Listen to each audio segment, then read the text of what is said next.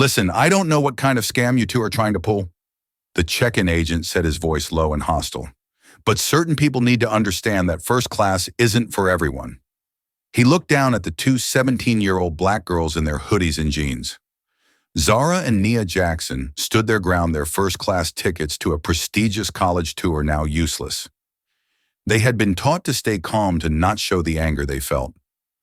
The agent Trevor saw two teenagers who didn't belong. He had no idea he was speaking to the daughters of Marcus Jackson, the newly appointed CEO of Mid-Atlantic Airlines, the man who was at that very moment in a board meeting discussing the company's culture. Trevor thought he was just putting a couple of kids in their place and protecting the airline's image. He couldn't possibly imagine that this one act of discrimination would force their father to make a single unprecedented call from his boardroom, a call to implement Emergency Protocol Alpha, grounding every single plane in the company's fleet and shutting down the entire airport system until the employees who had harassed his daughters were brought before him. Before we dive into this shocking story, let me know where you're watching from. And if you believe in standing up for justice, hit that like and subscribe button to stay updated on more stories that expose the truth in our society. 17-year-old identical twins Zara and Nia Jackson stood patiently in line at Denver International Airport, excitement bubbling beneath their composed exteriors. As honors students at Wellington Prep, this college tour trip to Boston represented more than just visiting potential universities. For the first time, their protective father, Marcus Jackson, had allowed them to travel alone, a sign of his growing trust in their independence. What the busy travelers rushing past them couldn't possibly know was that Marcus Jackson wasn't just any concerned parent. He was the newly appointed CEO of Mid-Atlantic Airlines, a position he deliberately kept private to shield his family from unwanted attention, and more importantly, to allow him to assess the company's culture without the artificial difference his title would command. The twins had first-class tickets, a practical decision their father had made to ensure they'd be comfortable and well looked after, not a display of privilege or wealth. Dressed in comfortable hoodies, jeans, and clean but well-worn sneakers, they looked like typical teenagers heading out on an adventure. Their identical faces framed by neat box braids, excitement shining in their dark brown eyes. The line at the Mid-Atlantic check-in counter moved steadily forward until the twins reached the front. The white agent, a man whose name tag identified him as Trevor Reynolds, looked straight through them to the passengers standing behind. Next, he called out, completely ignoring the two black teenagers directly in front of him. A middle-aged white couple stepped around the twins, apparently assuming they weren't actually in line, and Trevor immediately began processing their tickets with a friendly smile. Heading to Chicago today. Wonderful city this time of year. Nia cleared her throat politely. Excuse me, sir. We were next in line. Trevor's smile vanished instantly, his eyes narrowing as he finally acknowledged their presence. You'll have to wait your turn, he said curtly, continuing to tap away at his keyboard for the couple he was helping. But we were next, Zara said, her voice calm but firm. We've been standing here for 15 minutes. Trevor's jaw tightened. I'll be with you when I'm ready. The twins exchanged glances. This wasn't the first time they'd experienced this particular brand of invisibility, but it stung nonetheless. They waited as Trevor deliberately took his time with the couple, making small talk about Chicago attractions while shooting occasional glances at the twins, a subtle smirk playing at the corners of his mouth. After the couple departed, 3 more white passengers were helped, before Trevor finally reluctantly motioned the twins forward. Tickets and ID, he snapped, not making eye contact. Zara placed their first-class boarding passes and student IDs on the counter. Trevor's eyebrows shot up as he examined the tickets. First class, are you sure you're at the right counter? His tone suggested they must have made a mistake. Yes, our father purchased these tickets for us, Nia explained calmly. We're visiting colleges in Boston. Trevor picked up their boarding passes between his thumb and forefinger as if they might be contaminated. These don't look right. Where did you get these? His implication was clear. He suspected the tickets were fraudulent. Our father purchased them directly from the airline, Zara said, her patience beginning to wear thin. Is there a problem? Trevor's lips pressed into a thin line. I'll need to verify these, and I'll need additional identification. Student IDs aren't sufficient. Behind them, the line was growing longer. People were starting to stare. We're 17, Nia explained. We don't have driver's licenses yet.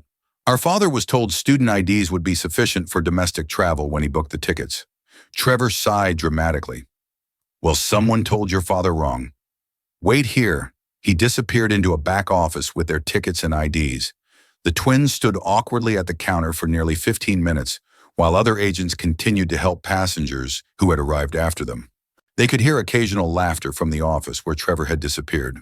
Finally, he returned, slapping down 2 boarding passes and their IDs. There was an error in the system, he announced loudly enough for nearby passengers to hear. You've been reassigned to Economy Boarding Gate 32. Zara examined the boarding passes, her brow furrowing. But these aren't the seats Reether booked. We're supposed to be in first class. Trevor leaned forward, lowering his voice. Listen, I don't know what kind of scam you two are trying to pull, but certain people need to understand that first class isn't for everyone. You should be grateful you're getting on the plane at all. His emphasis on certain people made his meaning unmistakable. Nia, always quicker to anger than her sister, opened her mouth to respond, but Zara placed a warning hand on her arm. They'd been taught that righteous anger from young black women was too often weaponized against them. Our father specifically, she booked first-class tickets, Zara insisted, keeping her voice steady. I'd like to speak to a supervisor, please. Trevor's face hardened. Supervisor's busy. If you have a problem with your seats, you can take it up at the gate. Next. He waved impatiently to the people behind them. Humiliated and angry, the twins collected their altered boarding passes and moved away from the counter. We should call Dad, Nia whispered. No, Zara replied, though it took all her willpower not to reach for her phone. He has that big board meeting today, remember? He specifically asked us not to call unless it was an emergency. This feels like an emergency to me, Nia muttered. But she knew her sister was right. Their father had worked incredibly hard to reach his position, and they didn't want to disturb him over something they could handle themselves. We'll get it sorted at the gate, Zara assured her, though doubt crept into her voice. Let's just get through security first. Neither girl noticed Trevor watching them with a smug smile as they walked away. Nor did they see him pick up a phone and make a quick call. Yeah, it's Trevor. 2 black teenagers, identical twins, trying to pull a fast one with first-class tickets. I bumped them back to economy, but you might want to keep an eye out. Something doesn't feel right about them. He hung up, satisfied that he'd done his part to maintain what he considered the proper order of things. The security checkpoint loomed ahead, a bottleneck of humanity shuffling through the TSA's elaborate screening process. The twins joined the line, still discussing how they would handle the ticket situation at the gate when they noticed a pattern forming. White passenger after white passenger passed through the standard screening with minimal fuss, barely breaking stride as they collected their belongings on the other side. Then came their turn. Randomly selected for additional screening, announced TSA agent Vanessa Miller, with a smirk that suggested there was nothing random about it. The twins were directed to a separate lane where they would be subjected to enhanced security measures. Is this really necessary? Zara asked politely. We have a flight to catch, and we're already running behind schedule. Vanessa's expression hardened. Are you questioning security protocols? Because I can make this a lot more difficult if you'd prefer. Her hand hovered meaningfully over her radio, a clear threat that she could escalate the situation at any moment. No, ma'am, Nia replied quickly, shooting her sister a warning glance. We understand. Vanessa motioned for them to place their carry-ons on a separate table. Everything out of the bags. Everything. The twins complied, carefully removing their neatly packed belongings. Zara winced as Vanessa roughly yanked out her laptop, scraping it against the table's edge. Careful, please.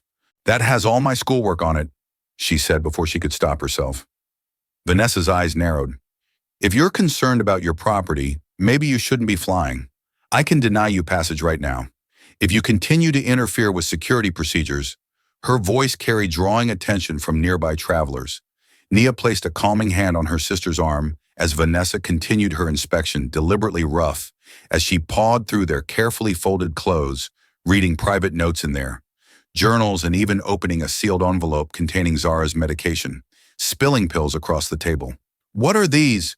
She demanded, as if she'd discovered illicit drugs instead of prescribed allergy medication. Fexopenidine, Zara explained. For my allergies, the prescription information is right there on the bottle. Vanessa ignored her explanation, setting the medication aside for further inspection, before moving on to their personal items. While this was happening, another agent approached. Arms out, feet apart, the second agent instructed.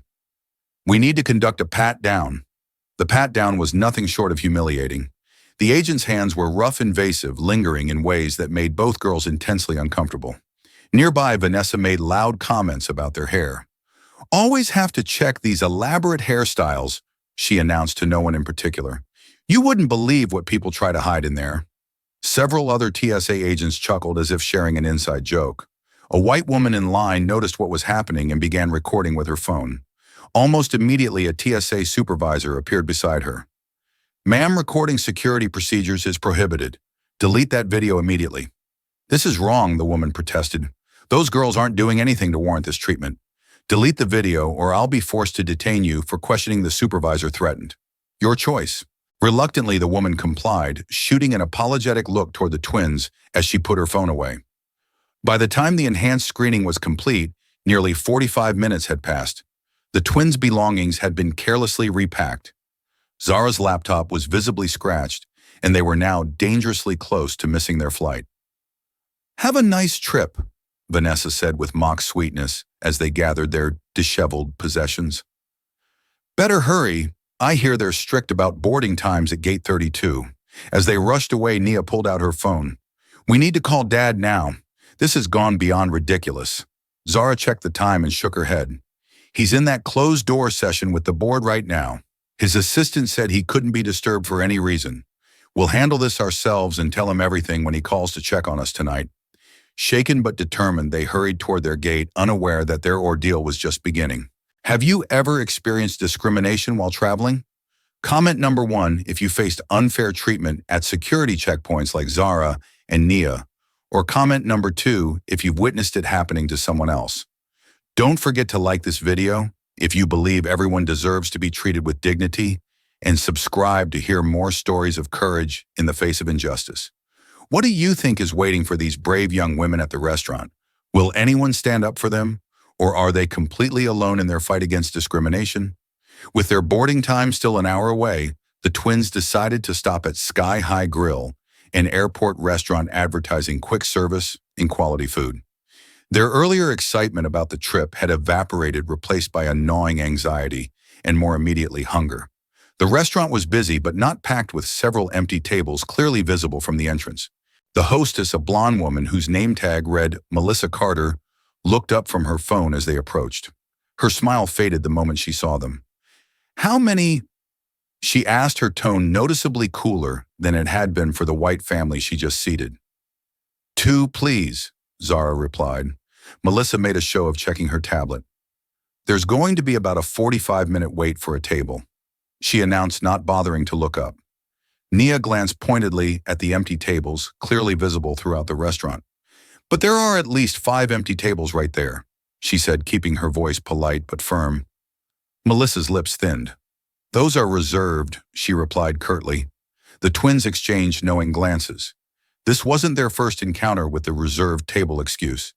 Your website says you don't take reservations, Zara pointed out, pulling up the restaurant's page on her phone as evidence.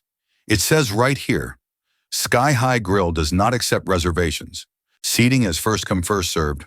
Melissa's face flushed. Well, the website is outdated.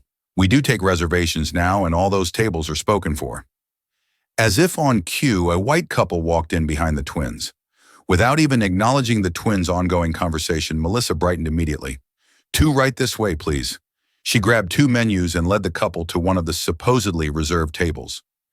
Nia felt her temper rising. Excuse me, she called after Melissa.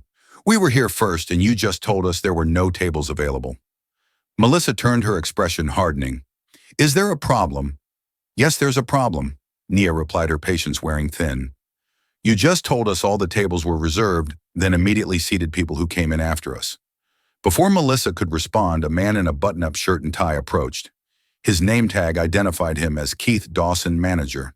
Is everything all right here, Melissa? He asked, though his gaze was fixed suspiciously on the twins. These girls are causing a disruption, Melissa said quickly. I explained that we have a waiting list, but they're demanding immediate seating. That's not what happened, Zara interjected. Your hostess told us there's a 45-minute wait, but there are empty tables, and she just seated people who came in after us. Keith's expression didn't change. He hadn't taken his eyes off the twins since he'd arrived, hadn't even glanced at the empty tables or the newly seated couple. I understand you're upset, but I'm going to have to ask you to lower your voices. We have customers trying to enjoy their meals. His tone suggested they were shouting, though. Both girls had been speaking calmly. We're not being loud, Nia objected. We simply want to be treated fairly. If you continue to make a scene, I'll be forced to call security. Keith threatened, folding his arms across his chest. Port regulations allow us to refuse service to disruptive individuals. From nearby, a Latina waitress watched the interaction with growing concern. She approached cautiously. Keith, I can take them at one of my tables. Number 12 just opened up. Stay out of this, Elena, Keith snapped without looking at her. Go check on your other tables. Elena Rodriguez hesitated clearly, torn between following her manager's orders and doing what she knew was right. With an apologetic glance at the twins, she retreated, disappearing into the kitchen. Look, Keith said, his voice dropping to a threatening whisper. I suggest you find somewhere else to eat. We reserve the right to refuse service to anyone, and right now you're not welcome here. The message was clear. Their kind wasn't welcome. It had nothing to do with reservations or waiting lists. Hungry, frustrated, and increasingly demoralized, the twins turned to leave. As they walked away, they overheard Keith commending Melissa. Good job. Can't let them think they can just walk in and get whatever they want. Outside the restaurant, Nia fought back angry tears. I'm so sick of this every single time. Zara put her arm around her sister's shoulders. I know, but we can't let them win by breaking us down. We'll grab something from a vending machine and then get this ticket situation straightened out. As they started to walk away, a voice called out behind them. Wait. Elena Rodriguez hurried toward them, glancing nervously over her shoulder to ensure Keith wasn't watching. She pressed 2 vouchers into Zara's hand for the food court. It's not much, but she hesitated, then pulled out her phone. Look, I saw what happened in there. It happens all the time. Keith and Melissa do this to black customers constantly. If you're going to file a complaint, I'll be a witness. Here's my number. She quickly typed her contact information into Zara's phone. I have to get back before they notice I'm gone, but please don't let them get away with this. With another nervous glance toward the restaurant, Elena hurried back inside. The twins stood there, momentarily stunned by this unexpected act of allyship. It was a small kindness, but in that moment it meant everything. Maybe we're not completely alone after all, Nia said softly, some of her former spirit returning. Armed with the food vouchers and a renewed sense of determination, they headed for the food court, unaware that the worst of their ordeal was yet to come. By the time Zara and Nia approached Gate 32, they had managed to eat a quick meal and regroup emotionally. Checking the time, they noticed that privileged boarding for first-class passengers had already begun. After their experience at check-in, they had visited a customer service desk where a harried agent had reluctantly corrected their boarding passes back to first class. After verifying their ticket information, she had offered no explanation or apology for the error, simply handing over the new boarding passes with barely concealed impatience. Now, with proper boarding passes in hand, they approached the gate with cautious optimism. Perhaps the worst was behind them. They couldn't have been more wrong. The gate agent, a middle-aged white man whose name tag identified him as Richard Whitman, was directing first-class passengers through the boarding lane when the twins presented their passes.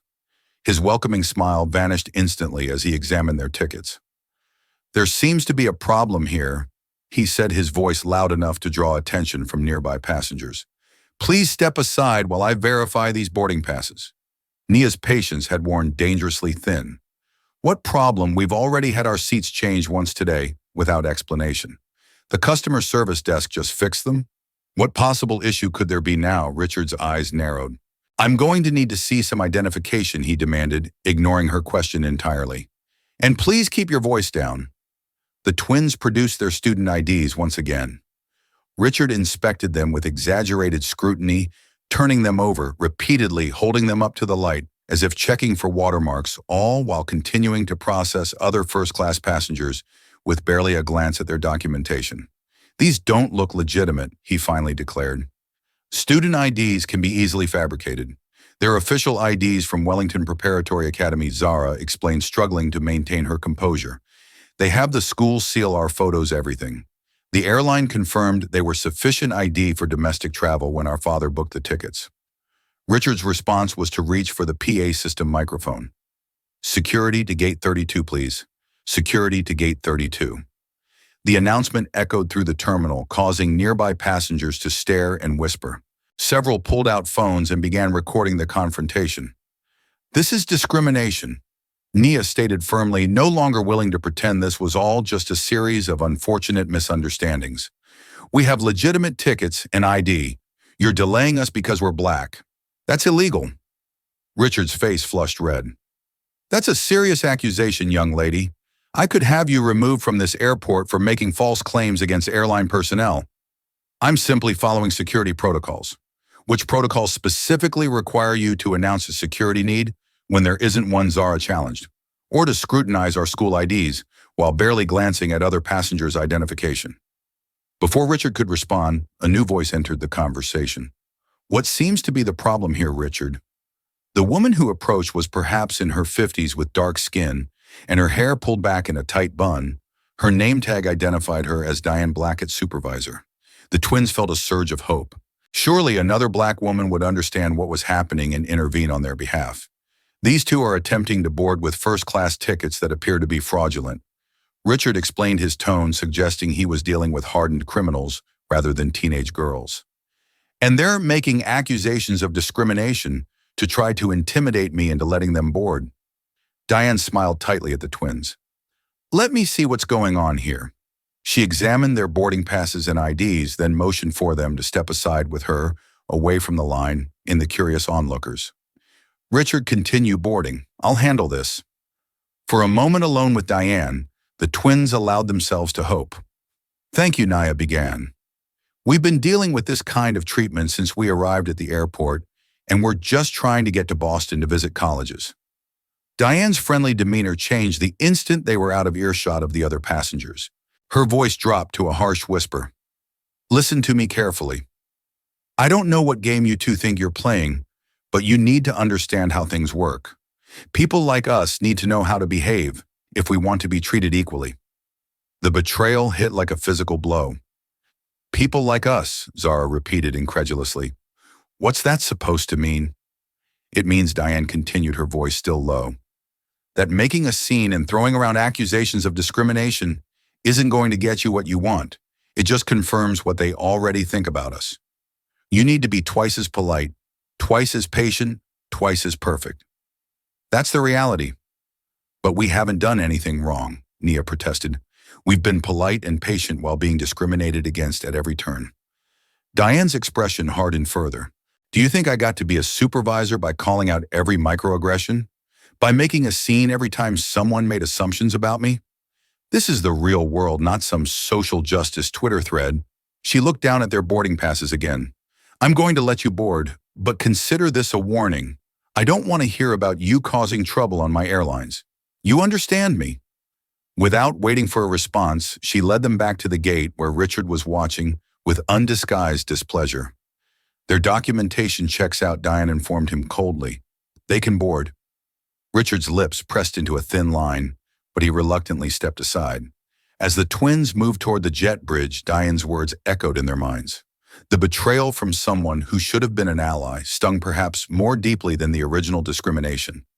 They boarded in silence, both wrestling with the implications of Diane's warning and the exhausting reality it represented.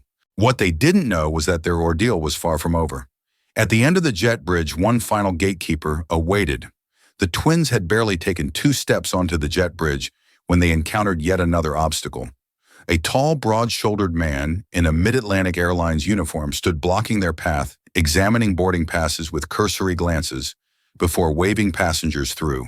His name tag read, Gregory Walsh. When Zara and Nia presented their tickets, his demeanor instantly changed. I'm going to need you two to step aside, he said, making no effort to lower his voice. There seems to be an issue with your tickets. Passengers behind them were forced to navigate around the impromptu checkpoint Gregory had created. What issue? Zara asked, fatigue evident in her voice. We've already had our tickets verified multiple times, Gregory's expression remained impassive. "I've received a system alert indicating suspicious activity associated with your reservation. I need to run some additional checks before I can allow you to board." "What kind of suspicious activity?" Nia demanded. "Were high school students going to visit colleges? What could possibly be suspicious about that?" Gregory ignored her question entirely. "Please step aside and wait while I continue boarding." Other passengers with no choice but to comply or risk further escalation, the twins moved to the side of the jet bridge. They watched as passenger after passenger was waved through with barely a glance at their documentation. Minutes stretched into a quarter hour, then half an hour. The once busy flow of boarding passengers dwindled to a trickle, then stopped altogether. Throughout this time, Gregory made several calls on his radio, speaking too quietly for them to hear, occasionally glancing in their direction, with what looked suspiciously like satisfaction. Finally, as the last passengers disappeared into the aircraft, Gregory approached them. "I'm afraid there's been a development," he announced, not bothering to hide his smirk. "The flight is now completely full and overbooked. Your seats have been reassigned to passengers in good standing." "That's impossible," Zara protested. "We have confirmed first-class tickets. You can't just give our seats away." "I'm afraid I can," Gregory countered. "Airline policy allows for passenger reassignment in cases of security concerns or overbooking. In this case, both conditions apply." "What security concerns?" Nia asked, her voice rising in frustration. "We've done nothing wrong. We've cooperated with every unreasonable demand since we arrived at this airport. This is blatant discrimination." At the word discrimination, Gregory's face hardened. He reached for his radio. "Security to Jet Bridge 32. Passenger issue." Within minutes, two security guards appeared. Their name badges identified them as Tom Bennett and Frank Miller. Both men approached with hands resting near their weapons, as if the two teenage girls represented some kind of threat. "What seems to be the problem here?" Tom asked, addressing Gregory rather than the twins. "These two are refusing to accept that they've been denied boarding." Gregory explained, painting a completely false picture of the situation. "They're becoming aggressive and making accusations against airline staff." "We are not being aggressive," Zara insisted, struggling to keep her voice calm. "We're simply trying to understand why our confirmed seats were given away after we were deliberately delayed here." Frank, the larger of the two guards, stepped forward. "The computer randomly selects passengers for denial of boarding when flights are overbooked. Nothing personal." The smirk that accompanied this obvious lie made it clear that there was nothing random about it. Nia, pushed beyond endurance, pulled out her phone. "I'm recording this. We've been systematically discriminated against from the moment we entered this airport, and we have evidence of it." Tom's hand shot out toward her phone. "Recording security procedures is prohibited in the airport. I'll need to confiscate that device." "This isn't a security procedure," Zara protested.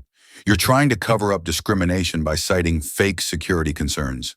"That's a serious accusation," Frank said, his voice dropping to a threatening level. "One that could result in both of you being detained for questioning. Is that what you want?" The implied threat hung in the air. Detention would mean missing any chance of reaching Boston today. Their father's careful planning, their college visits, all would be disrupted. Worst of all, they'd be completely at the mercy of a system that had already proven itself biased against them at every turn. "Fine," Zara finally said, placing a restraining hand on her sister's arm. "We'll leave, but this isn't over. Not one." "It is for today," Gregory replied with undisguised satisfaction. "Your seats are gone, the flight is boarding, and you two aren't getting on it. I suggest you find another way to Boston or just go home." Under the watchful eyes of the security guards, the twins were escorted away from the gate as the final boarding call for their flight was announced over the PA system. They walked in silence, the weight of defeat pressing down on them. Every step they'd taken through this airport had been met with resistance, prejudice, and obstruction. They'd been patient. They'd been polite. They'd followed the rules. And still, they'd been denied the basic dignity and service that every other passenger seemed to receive without question. As the sounds of their flight preparing for departure reached them, Nia turned to her sister, tears of frustration welling in her eyes. "We have to call Dad now." This time Zara didn't argue. "Have you ever reached your breaking point when facing injustice?" Comment number 1. If you believe there comes a time when staying silent is no longer an option, Or comment number 2 if you think the twins should have kept trying to work within the system. If you're outraged by what these young women have endured, hit that like button to show your support for standing up against discrimination. And don't forget to subscribe for more stories that expose the harsh realities many face every day. What do you think will happen when their father learns how his daughters have been treated? Will he believe them? Or will he become yet another disappointment in their fight for justice? Seated on a bench in a quiet corner of the terminal far from Gate 32 in the flight that should have carried them to Boston, Zara finally pulled out her phone. Her hand trembled slightly as she navigated to her father's contact. He's going to be in that board meeting, Nia reminded her, though her tone suggested she no longer cared about the interruption. I know, Zara replied, but this has gone far beyond what we can handle ourselves. She pressed the call button and put the phone on speaker. To their surprise, Marcus Jackson answered almost immediately. Zara, everything okay, sweetheart? His deep voice, usually so reassuring now, made both girls fight back tears. Dad! Zara began struggling to keep her voice steady. We couldn't get on the flight. They wouldn't let us board. There was a moment of silence before Marcus responded, his tone careful, measured. Tell me exactly what happened from the beginning.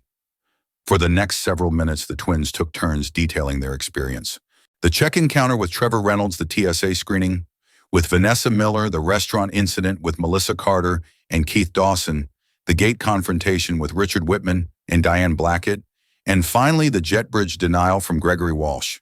Throughout their account, Marcus remained silent, though they could hear his controlled breathing growing more deliberate as the story unfolded. When they mentioned how their first-class seats had been revoked, then restored only to be taken away again. At the last moment, they heard what sounded like a pen snapping in the background. Dad, Nia ventured when they'd finished. Are you still there? I'm here, Marcus replied, his voice unnaturally calm. Did you get the names of everyone involved? Yes, Zara confirmed. We wrote down names and badge numbers whenever we could. Good, Marcus said. Very good. Then after a brief pause, girls, there's something I need to tell you. Something I probably should have told you before you left. The twins exchanged puzzled glances. What is it, Dad? Marcus took a deep breath. The reason I was so insistent about you flying Mid-Atlantic, the reason I got you first-class tickets, it's because I'm the new CEO of Mid-Atlantic Airlines. Stunned silence filled the air between them. You're what Nia finally managed. I was appointed 6 weeks ago, Marcus explained. The board brought me in to turn the company around after their previous leadership issues. But I wanted to assess the airline's culture authentically without my position influencing how staff behaved. That's why I kept it quiet. Why I used my private account to book your tickets instead of using the executive travel system? Wait, Zara interjected. So the whole time we were being treated like this. You were the CEO's daughters. Marcus finished, his voice tight with controlled fury. Being discriminated against by people who had no idea who you were or who they were really dealing with. What are we supposed to do now? Nia asked. Our flight's gone, and even if we could get another one. Don't move, Marcus instructed. Stay exactly where you are. I'm implementing Emergency Protocol Alpha right now. You'll see what that means very shortly. And keep your phone on. Record everything that happens from this point forward. The line went silent for a moment as they heard their father issuing rapid commands to someone else in the room with him. When he returned to the call, his voice had a steel edge they'd rarely heard before. In about 2 minutes, you're going to start getting calls from airline executives. They're going to offer you everything under the sun. Private jets, helicopter transfers, luxury accommodations. Don't accept anything. Tell them you're waiting for my direct instructions only. Understand, yes. The twins replied in unison, still trying to process this stunning revelation. Good. Stay strong. I'll be in constant contact and this will all be over soon. I love you both. The call ended, leaving the twins staring at each other in disbelief. True to their father's prediction, Zara's phone rang barely a minute later. The caller ID showed Mid-Atlantic Airlines executive office. Before she could answer, Nia's phone also began ringing with a similar caller ID. As predicted, the voices on the other end were panicked airline executives offering immediate assistance, private transportation, anything and everything to make amends for the unfortunate misunderstanding. Following their father's instructions, the twins politely but firmly declined all offers, stating they were awaiting direct instructions from Marcus Jackson only. Just as they ended these calls, a familiar figure came hurrying toward them. Richard Whitman, the gate agent who had blocked their boarding just 30 minutes earlier, was approaching with an entirely different demeanor. His previous contempt had been replaced by obsequious panic. "M. Jackson, Mrs. Jackson," he called out, slightly out of breath from rushing. "There's been a terrible misunderstanding. We've arranged for a private corporate jet to take you to Boston immediately, if you'll just come with me." "No thank you, Mr. Whitman," Zara replied coolly. "We're waiting for direct instructions from our father." Richard's face contorted with barely concealed rage. The mention of their father clearly triggered something in him, but he struggled to maintain a veneer of professionalism. "I understand you're upset, but making false claims about your family connections isn't going to help the situation." His tone shifted, becoming threatening once again, now that they were alone away from the witnesses at the gate. "In fact, making false statements about airline personnel could result in you being placed on a no-fly list. Perhaps we should discuss this somewhere more private." "Is that a threat, Mr. Whitman?" Naya asked, pulling out her phone and beginning to record. Richard's eyes widened as he noticed the active recording. From the phone speaker, Marcus Jackson's voice suddenly emerged, as he had never hung up and had been listening to the entire exchange. "Mr. Whitman, this is Marcus Jackson, Chief Executive Officer of Mid-Atlantic Airlines and father of the young women you've been discriminating against. Everything you say is being recorded and monitored. I suggest you return to your gate and await further instructions from airline management." The color drained from Richard's face as the full implications of the situation crashed down upon him. Without another word, he turned and fled back toward Gate 32, nearly colliding with a beverage cart in his haste. The twins looked at each other, a mix of vindication and disbelief washing over them. "Dad," Zara said into the phone, "what's emergency protocol, Alpha?" Marcus's voice was grim but satisfied. "Watch the departure boards. You're about to find out." The departure boards flickered throughout the terminal, drawing confused glances from travelers. Then, like dominoes falling flight after flight, began showing the same status update. Delayed gate return. The announcements began moments later, echoing through the terminal. "Attention Mid-Atlantic Airlines passengers. Due to an executive-ordered safety protocol verification, all Mid-Atlantic flights currently on the tarmac or at gates are being held. Passengers already boarded are asked to remain seated. We apologize for the inconvenience and will provide updates as they become available." All around them, confusion spread through the terminal as travelers consulted their phones, checked the boards, and approached harried-looking gate agents for explanations. The agents themselves appeared bewildered, checking their computer terminals with increasing panic as more commands filtered down from above. Through their still open phone line, the twins could hear their father issuing rapid-fire directives to what sounded like a crisis management team. "I want every flight grounded, every single one. I don't care if they're halfway through taxiing, get them back to the gates. And I want the Denver station manager in my office via video conference in 5 minutes." "Dad," Nia ventured, "what exactly are you doing?" "Exercising my authority as CEO," Marcus replied grimly. "The only way to get the attention of an entire system is to shut it down. Right now, every Mid-Atlantic flight across the country is returning to its gate for safety verification. That's over 300 aircraft and roughly 42,000 passengers." The scale of his response left the twins momentarily speechless. Their father had essentially paralyzed an entire airline, one of the nation's largest carriers, in response to the discrimination they had faced. "Won't this cost the airline millions?" Zara asked, suddenly concerned about the repercussions. "It will," Marcus confirmed, "which is precisely why it's going to get everyone's attention. Sometimes the only way to force change is to hit the bottom line hard enough that ignoring the problem becomes more expensive than fixing it." More announcements echoed through the terminal as the ripple effects of the grounding spread. Connecting flights were being missed. Passengers were growing increasingly frustrated. The financial damage was mounting by the minute. "Mr. Jackson," a new voice spoke through the phone. "This is Harold Winters, Denver station manager. I've just been informed of the situation with your daughters. I want to personally assure you that I had no knowledge of these events, and I'm appalled by what I'm hearing." "Save it, Harold," Marcus replied coldly. "I don't want apologies. I want action. I want every employee who interacted with my daughters today in my virtual office in the next 10 minutes. Everyone check in. TSA, restaurant staff, gate personnel, all of them. Sir, we don't have authority over TSA or the restaurant. Find a way, Harold, because until I see all of those faces on my screen, every mid-Atlantic plane stays exactly where it is. While this conversation continued, a small group of airport management personnel approached the twins. They wore the strained expressions of people facing a crisis they didn't fully understand. "Excuse me," the lead manager said. A woman whose name tag identified her as Patricia Reynolds, Terminal Operations Director. "We need to ask you to move to a less busy area. You're causing a disruption." Nia raised an eyebrow. "We're sitting quietly on a bench." "How exactly are we causing a disruption?" Patricia's professional smile tightened. "We've received reports that your presence is connected to the current operational issues affecting Mid-Atlantic Airlines. We need to minimize passenger anxiety by removing visible sources of disturbance. You want to remove us because we're black teenagers who've been discriminated against," Zara translated bluntly. "Not because we're actually disturbing anyone?" Patricia's smile vanished entirely. "That's not what I said. This is about maintaining order during a disruption." "Let me make something very clear," Zara said, holding up her phone where the call with their father was still active.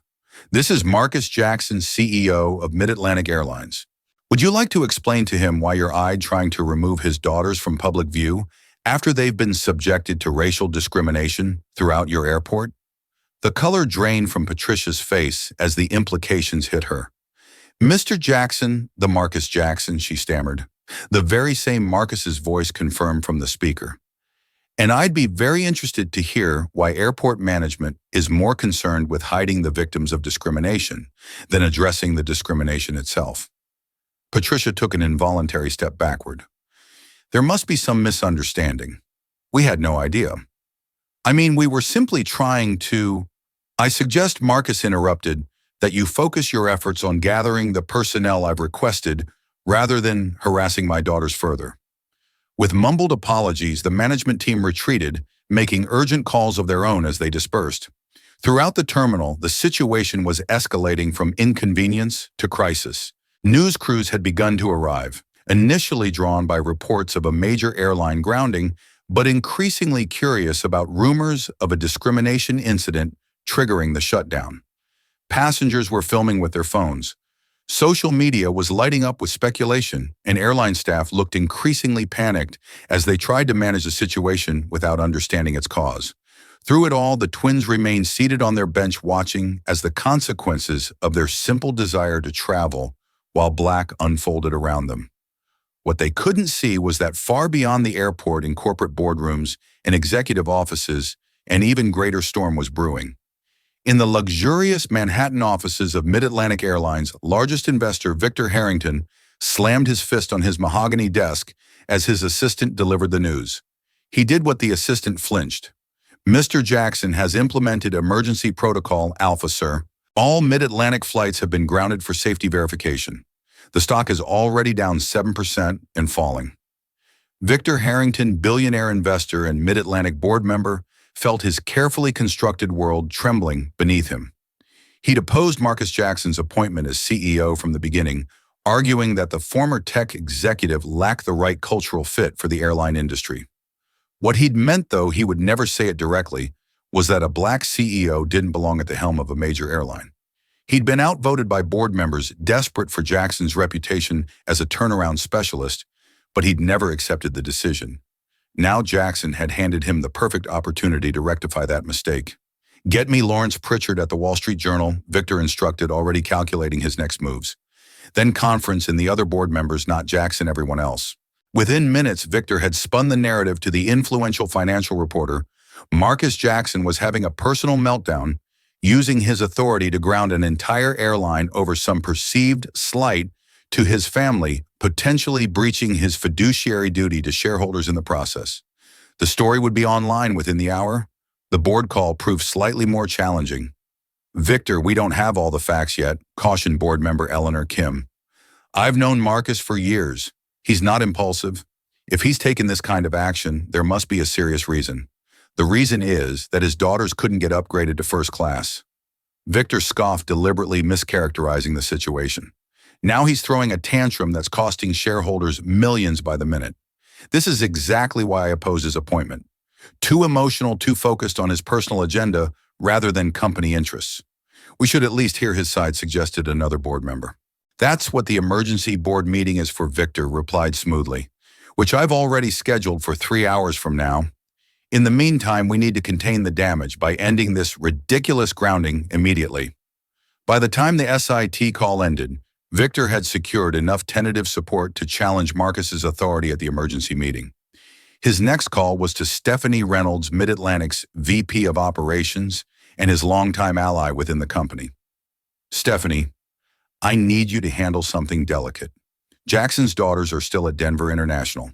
I need them isolated and contained before they can cause any more damage. What exactly do you want me to do? Stephanie asked, already booking a private jet to Denver. Get them away from public view, offer them the VIP treatment, whatever it takes, but get them somewhere private where they can't talk to the press or post on social media. Frame it as protection from the chaos their father has caused if you have to just contain the situation. Stephanie understood perfectly. Victor's call to the Mid-Atlantic IT director, Calvin Hughes, was even more direct. I need everything those girls have done today erased. Security footage, ticket records, everything. Make it look like a system glitch if anyone asks. Calvin hesitated. Sir, that would involve altering official records. It involves protecting this company from a rogue CEO who's abusing his authority. Victor corrected sharply. The board will back you up. Just do it. By the time Victor Harrington hung up his final call, a comprehensive counteroffensive was underway. The airline's PR team had begun seeding stories about disruptive teenagers causing a scene at Denver International. Social media accounts with connections to the airline were questioning the twins' character and suggesting they had manipulated their father into an overreaction. News outlets were receiving press releases emphasizing the economic impact of the grounding, while dismissing the discrimination claims as unverified allegations currently under internal review. Meanwhile, at Denver International, Stephanie Reynolds had arrived and was approaching the twins with what appeared to be genuine concern. Zara Naya, she greeted them warmly as if they were old friends. I'm Stephanie Reynolds, VP of Operations. I can't tell you how deeply disturbed I am by what I'm hearing about your experience today.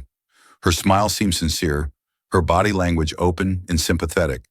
Behind her stood 4 security guards positioned at a discreet distance, but clearly part of her entourage. Your father asked me to personally ensure your comfort and safety while this situation is resolved, she continued. We've prepared our VIP lounge for you away from all this chaos. Private bathrooms, comfortable seating, refreshments, anything you need. Zara, still on the phone with their father, gave Stephanie a measured look. Dad, Stephanie Reynolds is here. She wants to take us to the VIP lounge. There was a pause before Marcus responded, his voice tinged with suspicion. Put her on speaker. When Stephanie heard Marcus's voice, her smile faltered almost imperceptibly before she recovered. Marcus, I'm so glad we connected. I just want to assure you that I had no idea about any of this until I got your all-staff email. I'm horrified, truly horrified, and I'm here to personally make sure your daughters are taken care of. That's very thoughtful, Stephanie, Marcus replied, his tone carefully neutral. But my instructions to Zara and Nia were explicit. They are to remain in public view in the main terminal where they can be seen by other passengers and where any interactions with airline or airport staff will have witnesses. Stephanie's smile tightened. Of course, I understand your concern, but really with all the commotion, it might be safer and more comfortable for them in the lounge. There's quite a media presence gathering now, and I'm sure the girls don't want to be at the center of that circus. Actually, Nia interjected, we're quite comfortable right here, but thank you for your concern. Stephanie's carefully crafted facade began to crack. She leaned closer to the twins, lowering her voice so that only they and their father on the phone could hear. Listen carefully. Your father has created a major crisis for this airline. Thousands of passengers are stranded. Millions of dollars are being lost. His position is precarious right now, to say the least. The smart move for your family would be to quietly accept our hospitality and allow the adults to resolve this situation professionally. The threat beneath her words was unmistakable. Is that a threat to my daughters, Stephanie? Marcus asked through the phone, his voice dangerously quiet because it sounded remarkably like one. Stephanie straightened, realizing she had miscalculated. Not at all, Marcus. I'm simply concerned about their well-being in this chaotic environment. Then you'll understand why they're staying exactly where they are. Following my explicit instructions, Marcus replied. And Stephanie, the next time you attempt to intimidate my children, clear out your office first. It will save you a trip back to collect your things later. The line went dead, leaving Stephanie staring at the twins with barely concealed fury. Without another word, she turned and walked away, the security detail following in her wake. Did Dad just fire her? Naya whispered to her sister. I think he just promised to, Zara replied, watching Stephanie's retreating form. What they couldn't see was Stephanie immediately pulling out her phone to call Victor Harrington, reporting that direct intimidation had failed and recommending they accelerate to more aggressive tactics. What they also couldn't know was that their social media accounts were already under attack, with fabricated posts appearing from months ago to paint them as entitled troublemakers. The battle was expanding beyond the airport, beyond even the airline, into a broader war of narratives and power. And somewhere in the digital realm, the next key confrontation was about to begin. Have you ever witnessed someone powerful try to cover up discrimination instead of addressing it? Comment number 1 if you've seen corporations protect their image rather than fix their problems. Or comment number 2 if you've experienced retaliation for speaking up about injustice. If this story has opened your eyes to how discrimination can be systematically denied and dismissed, hit that like button and subscribe to hear more stories that expose these hidden truths. What do you think will happen in the digital battlefield? Will the twins find a way to preserve the evidence, or will corporate power succeed in erasing what happened to them? While the twins maintained their visible position in the terminal, a different kind of warfare was being waged in the digital realm. Calvin Hughes, Mid-Atlantic's IT director, sat in his office, staring at his computer screen with growing unease. Victor Harrington's instructions had been clear. Erase all digital evidence of the discrimination the Jackson twins had faced. But something about the request felt wrong, not just ethically, but professionally. He'd worked at Mid-Atlantic for 15 years, building his career on integrity and technical excellence. Now he was being asked to compromise both. As he hesitated, his phone buzzed with a text from Harrington. Status update. The pressure was mounting. Reluctantly, Calvin began the process, accessing the security camera systems first. He could mark footage as corrupted, a common enough occurrence that it wouldn't raise immediate red flags. But as he initiated the command, a notification popped up on his screen. Access denied, security protocol alpha active. Calvin frowned. He had administrative privileges that should override any standard security protocols. He tried again with the same result. Then he noticed something else. A small icon in the corner of his screen indicating active monitoring of his system. Someone was watching his actions in real time. His phone rang, displaying an unfamiliar number. Mr. Hughes, came the voice when he answered. This is Zara Jackson. I believe you're trying to access security footage from Denver International Airport. Calvin nearly dropped the phone in shock. How did you get this number? How are you monitoring my system? I'm something of a programmer myself, Zara replied calmly. Dad's mentioned you before. Said you were one of the most ethical people in the IT department. That's why I'm calling instead of just logging your attempts to alter evidence. Calvin's mind raced. He hadn't considered that Marcus Jackson's daughter might have technical skills of her own. Look, this is a misunderstanding, he began, but Zara cut him off. No misunderstanding. I've been backing up evidence all day. Every interaction, every recording, every ticket change is stored on a secure cloud server that neither you nor Mr. Harrington can access. I've also written a script that's scanning social media for any altered posts, supposedly from our accounts. Did you know impersonation is a federal offense? Mr. Hughes Calvin felt sweat beading on his forehead. I'm just following orders, he said weakly. From Victor Harrington, not from the CEO, Zara corrected. You have a choice right now. You can continue trying to erase evidence of racial discrimination, which is itself illegal, or you can do the right thing. Back at the airport, the twins were putting their own technical skills to work. While Zara had been handling the IT director, Nia had been reaching out to witnesses they'd encountered throughout the day. Elena Rodriguez, the kind waitress from the restaurant, had responded, immediately sending videos she'd secretly recorded of Keith making racist comments after the twins had left. Keith told me to stop helping those people because they don't belong in first-class establishments. Elena wrote, I've been documenting his behavior for months. I've attached all my recordings. Other passengers who had witnessed their treatment at the gate were finding them on social media, sending their own recordings and statements of support. The digital evidence was mounting, creating a counter-narrative to the one Harrington was trying to establish. Meanwhile, the attack on their reputation intensified. Fabricated social media posts, supposedly from the twins' accounts, began circulating, showing them bragging about manipulating their father, making racist comments of their own, and displaying entitled behavior. Their high school records were somehow leaked, though, with false information about disciplinary issues inserted. Zara, anticipating this move, had already contacted their school's IT administrator, a woman who had mentored her in coding.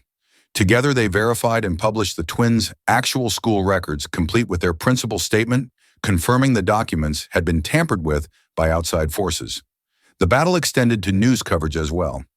Major outlets were running competing stories, some focusing on the economic impact of the grounding, others examining the discrimination allegations with increasing seriousness. As more witnesses came forward, the tide of public opinion was beginning to shift. As the twins' systematic documentation of their experience became harder to dismiss, Calvin Hughes made his decision. Instead of erasing footage, he began securing it, placing copies on protected servers where even executive access couldn't delete them. He sent Marcus Jackson a direct message. "I'm securing the evidence, not destroying it. I'll testify if needed." It was a career-risking move, but as he watched the fabricated attacks on two teenage girls escalate, he couldn't be part of it any longer. By evening, what had begun as an attempt to silence and discredit the twins had transformed into a digital uprising. Airline employees from across the country began sharing their own experiences with discrimination at Mid-Atlantic, both as employees and as witnesses to passenger mistreatment. The hashtag Mid-Atlantic discrimination was trending nationally, with thousands of stories emerging by the hour. Victor Harrington's counteroffensive had backfired spectacularly. Rather than isolating the twins' experience as an anomaly, his aggressive tactics had opened the floodgates to a much larger pattern of behavior that could no longer be contained. And in a corporate boardroom, the emergency meeting that he had called to remove Marcus Jackson was about to begin. The Mid-Atlantic Airlines emergency board meeting convened virtually, with 14 grim-faced executives appearing on screens. Victor Harrington wasted no time in taking control of the narrative. "Colleagues, we face an unprecedented crisis," he began, his voice grave. "Our CEO has grounded our entire fleet over what appears to be a personal family matter, potentially violating his fiduciary duty to this company and its shareholders. The stock has fallen 12% and continues to drop. We must act decisively." Several board members nodded in agreement, their concern evident. Victor continued, building his case methodically. "I move that we temporarily relieve Marcus Jackson of his duties pending a full investigation into his actions today. This isn't about race. As some are already suggesting in the media, this is about sound business judgment." Before anyone could second the motion, Marcus Jackson appeared on screen, his expression calm but determined. "Before you vote on Mr. Harrington's motion, I believe you should have all the facts." He pressed a button, and his screen was replaced by a series of documents and images. What you're seeing is a preliminary report on discrimination complaints against Mid-Atlantic Airlines over the past 5 years. The board members leaned closer to their screens' expressions, shifting from annoyance to concern as they absorbed the information. "Discrimination complaints against our airline are 340% higher than the industry average." Marcus continued, his voice steady. "Internal reports documenting this pattern were systematically buried by previous management, many of whom were appointed by Mr. Harrington during his time as executive chairman." Victor's face flushed with anger. "This is a distraction from the matter at hand," he interrupted.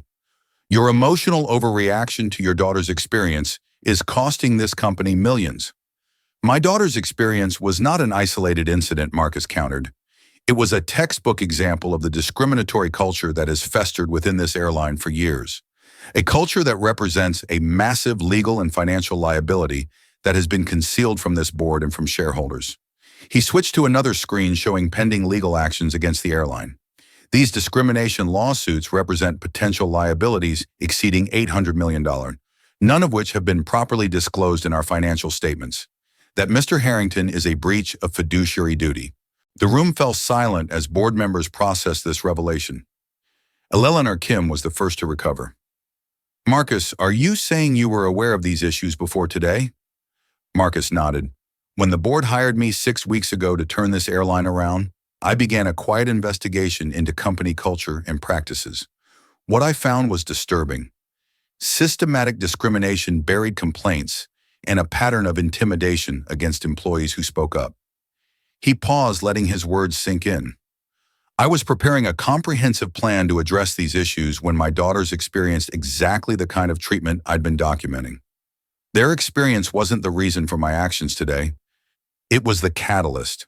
I used Emergency Protocol Alpha because this company has reached a crisis point that requires immediate intervention. Several board members were now watching Victor Harrington with new suspicion. Marcus pressed his advantage. Furthermore, since implementing the protocol, I've discovered attempts to destroy evidence, intimidate witnesses, and spread false information about my daughters online, all of which appeared to trace back to Mr. Harrington's office. Victor's face contorted with rage. This is absurd. You're making wild accusations to cover for your own incompetence. If you continue with these slanderous claims, I'll use every resource at my disposal to destroy you, Jackson. Your reputation, your daughter's futures, everything. The threat hung in the air for a moment before Marcus smiled coldly. Thank you for that, Victor. I should mention that this entire meeting is being recorded as per company bylaws section 4.7, which requires documentation of all emergency board sessions. He paused. Would you like to rephrase your threat against my teenage daughters, or shall we let it stand for the record? Victor realized too late that he had walked into a trap.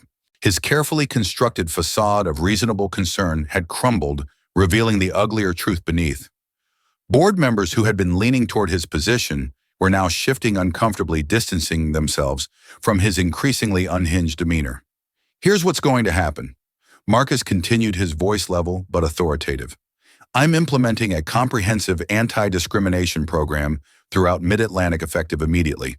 Every employee will undergo mandatory training, a third party will investigate all past complaints, and our financial disclosures will be amended to properly reflect our legal liabilities.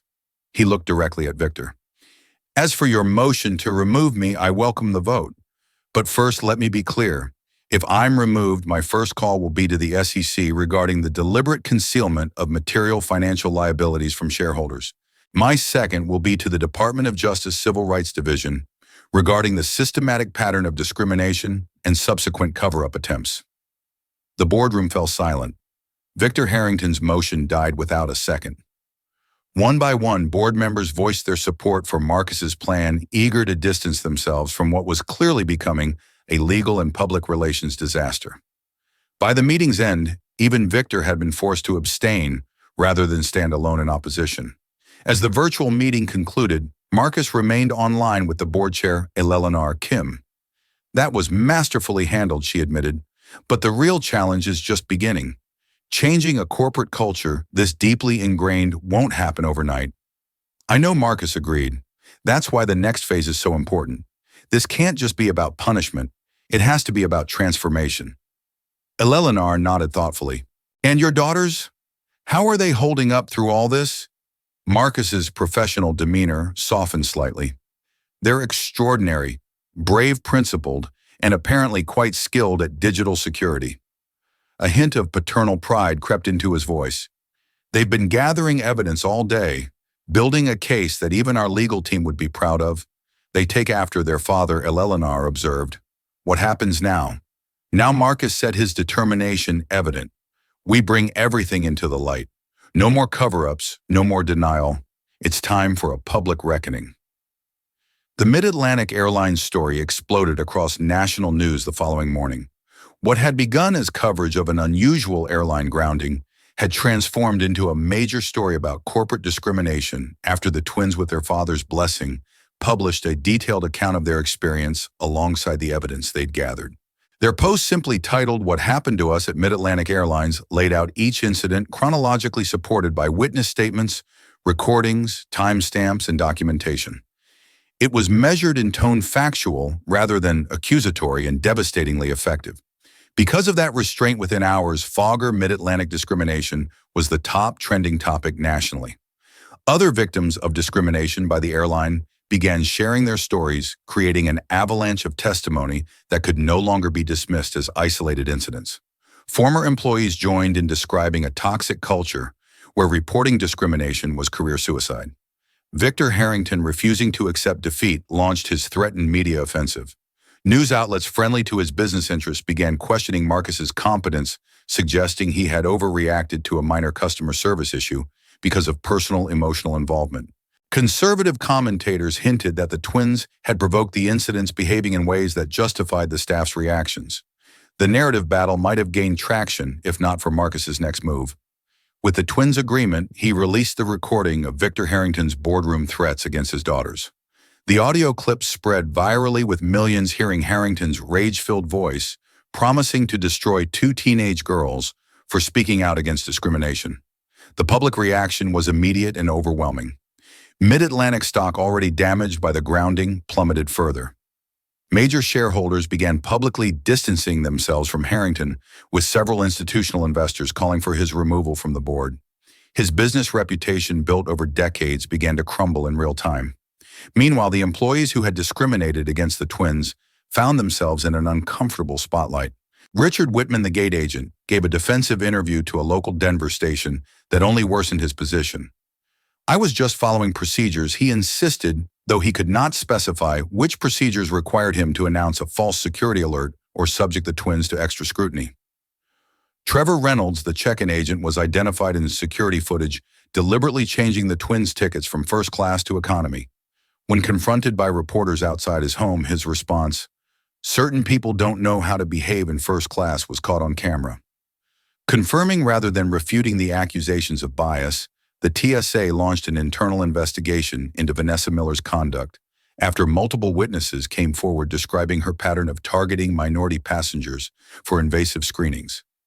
Restaurant manager Keith Dawson was placed on leave after Elena Rodriguez provided recordings of his racist comments about customers.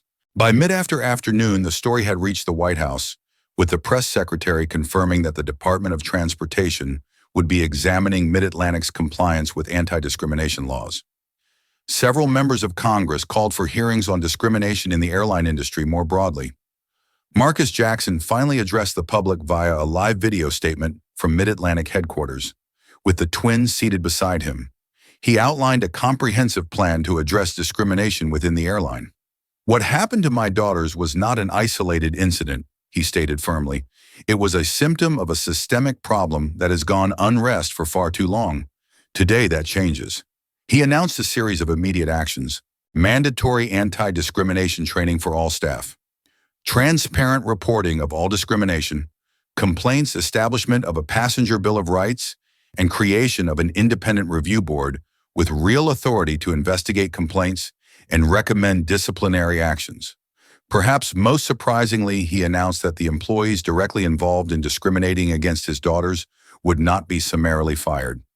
Termination might feel satisfying in the moment, he explained, but it doesn't solve the underlying problem. Instead, these employees will participate in creating and implementing our new anti-discrimination training program, with their salaries during this period donated to civil rights organizations. True change requires education and accountability, not just punishment. The reaction to Marcus's approach was mixed. Some praised his focus on systemic change rather than individual scapegoating, while others felt the employees deserved immediate termination. The twins themselves supported their father's decision, with Naya explaining in a brief statement, "This isn't about ruining individual careers. It's about changing a system that encourages and rewards discrimination." Victor Harrington made one final power move, calling in favors from airline partners and major corporate customers to pressure Mid-Atlantic. Several partner airlines threatened to end code-share agreements. Business travel accounts worth millions warned they might take their business elsewhere if Marcus remained in control. The message was clear. The industry would close ranks against an outsider who threatened to expose and change their practices. Marcus's response was equally clear. He released a detailed report documenting discrimination across the airline industry, with data suggesting Mid-Atlantic's problems, while severe, were not unique. "This is larger than one airline," he stated. "This is an industry-wide failure that requires industry-wide reform. Companies can either lead that change or be dragged into it by regulation and litigation. The choice is theirs. By evening, the public narrative had shifted definitively. What Harrington had tried to frame as an executive's emotional overreaction was now widely understood as a necessary intervention against entrenched discrimination. The twins, initially portrayed by some as entitled teenagers causing trouble, were increasingly seen as principled young women who had exposed an ugly truth that could no longer be ignored. As darkness fell, Victor Harrington sat alone in his office, watching his carefully constructed world collapse around him. His phone, once constantly buzzing with calls from powerful allies, had fallen silent. In boardrooms across the country, executives were distancing themselves, deleting his contact information, declining his calls. The message was clear. Victor Harrington had become toxic, a liability rather than an asset. His power, once seemingly unassailable, had evaporated in a single day. And it had all started because two teenage girls had simply wanted to board a plane for which they had legitimate tickets. 6 months later, Zara and Nia Jackson stood at Mid-Atlantic Airlines Gate 32 at Denver International Airport, the very same gate where they had been denied boarding half a year earlier. This time, the atmosphere couldn't have been more different. The gate agent, a young South Asian woman named Priya Sharma, checked their boarding passes with a warm smile. "Good afternoon, ladies. Boston today." She handed back their IDs without excessive scrutiny, treating them with the same casual efficiency she showed every passenger. The twins exchanged glances. This ordinary interaction, unremarkable to most travelers, represented a profound change from their previous experience. They boarded the aircraft without incident, settling into their first-class seats as other passengers filed past. The transformation of Mid-Atlantic Airlines over the preceding months had been remarkable, if not without challenges.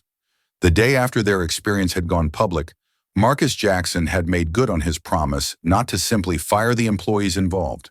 Instead, he had created what became known as the Accountability Council, a diverse group tasked with redesigning the airline's approach to customer service and anti-discrimination.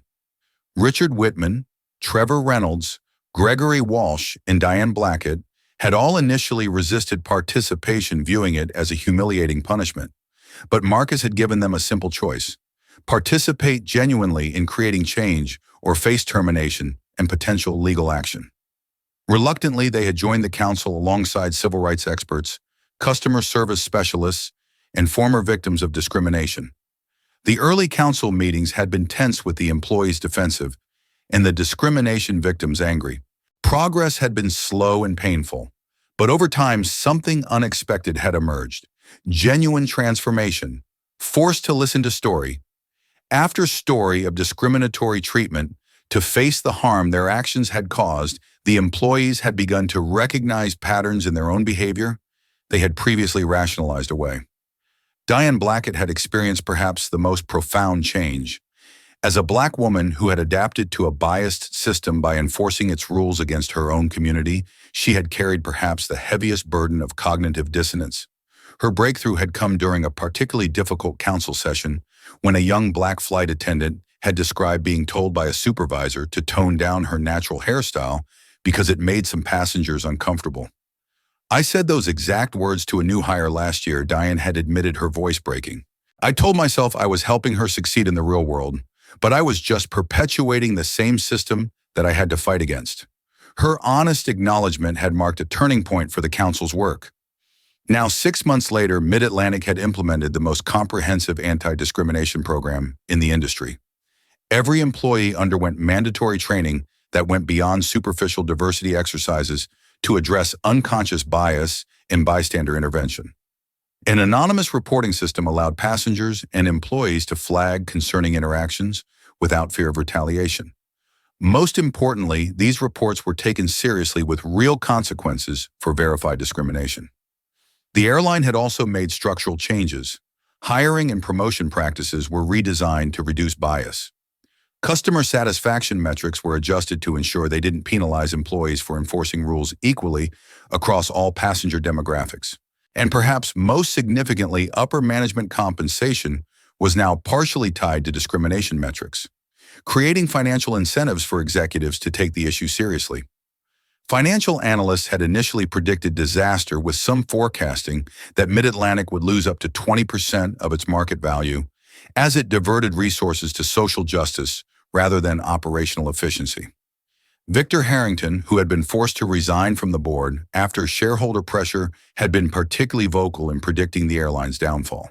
But something unexpected had happened instead. After an initial period of adjustment, Mid-Atlantic's customer satisfaction scores had begun to rise across all demographic groups. Employee retention improved as staff reported feeling more valued and less conflicted about their work environment. The anticipated mass exodus of business customers never materialized. In fact, several major corporations specifically switched their travel contracts to Mid-Atlantic, citing its ethical leadership as aligning with their own corporate values. The Twins' Boston flight was approaching its final descent when the captain's voice came over the intercom.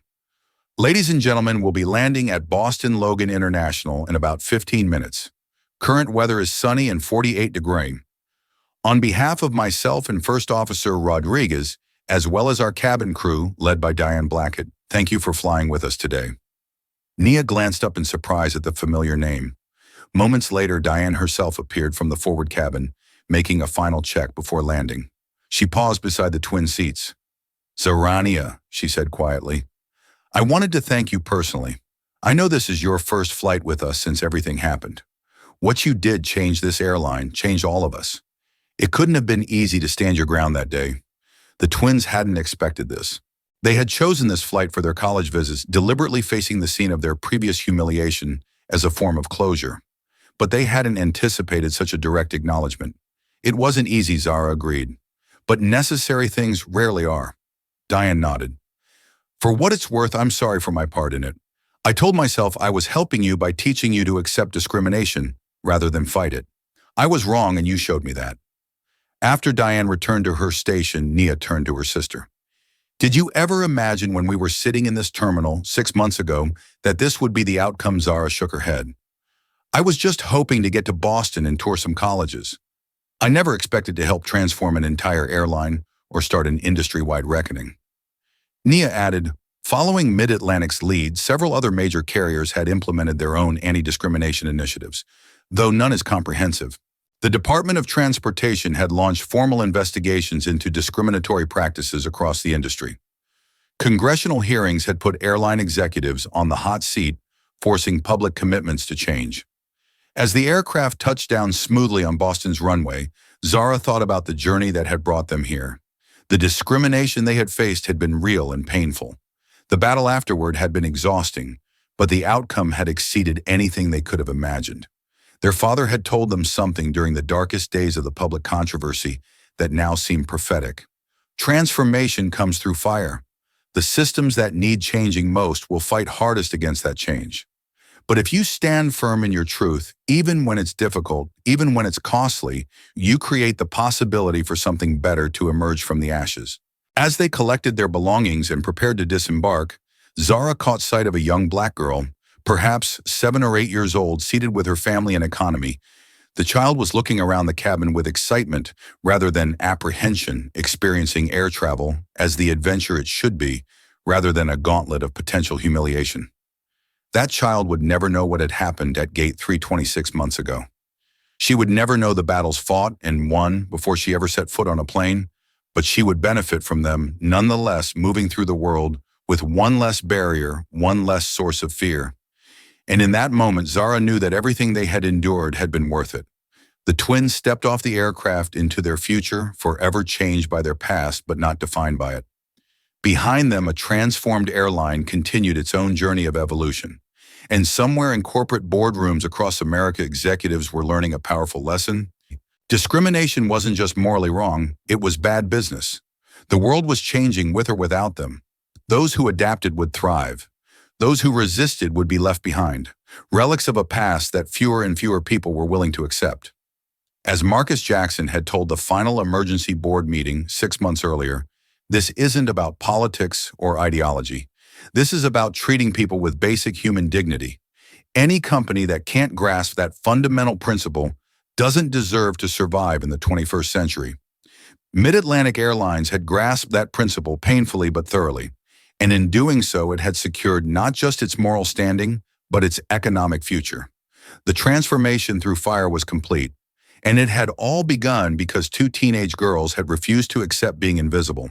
This story of Zara and Nia Jackson's journey through discrimination and transformation offers powerful lessons that resonate beyond their individual experience.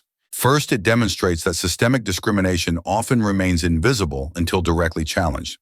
What appeared as isolated incidents to casual observers was revealed as part of a pervasive pattern affecting countless others. Second, the twins show us the importance of documentation and evidence in fighting discrimination. Their methodical recording of names, incidents, and collecting witness statements proved crucial in establishing the truth against attempts to discredit them. In today's digital age, evidence is a powerful weapon against gaslighting and denial. Third, this story illustrates how change requires both leadership and pressure from below. Marcus Jackson's position gave him the power to force institutional change, but it was his daughter's experience and courage that catalyzed his action. True transformation often begins with those who have the least power, but the most at stake. Perhaps most importantly, the story challenges the false dichotomy between ethics and economics. The conventional wisdom that addressing discrimination hurts business proved not just wrong, but backwards. Mid-Atlantic became stronger, more profitable, and more respected precisely because it confronted its biases rather than hiding them. Finally, we learned that meaningful change isn't about punishing individuals, but transforming systems. By focusing on education accountability and structural reform rather than simple termination, Mid-Atlantic created sustainable change that rippled throughout an industry. These lessons remind us that fighting discrimination isn't just morally necessary. It's essential for creating institutions that truly serve everyone with dignity and respect. What moments in your life have you witnessed discrimination and wished you could make a difference? Have you ever been in a situation where speaking up seemed impossible but necessary? Comment below with your experiences or thoughts on how we can all contribute to creating more equitable systems in our daily lives. If this story resonated with you, please hit that like button to help others find it and subscribe for more powerful narratives that explore important social issues. Share this video with someone who needs to understand that individual courage can spark systemic change. Thank you for listening to Zara and Nia's journey. Remember, transformation begins with those brave enough to stand in their truth even when it's difficult. May we all find that courage when it matters most.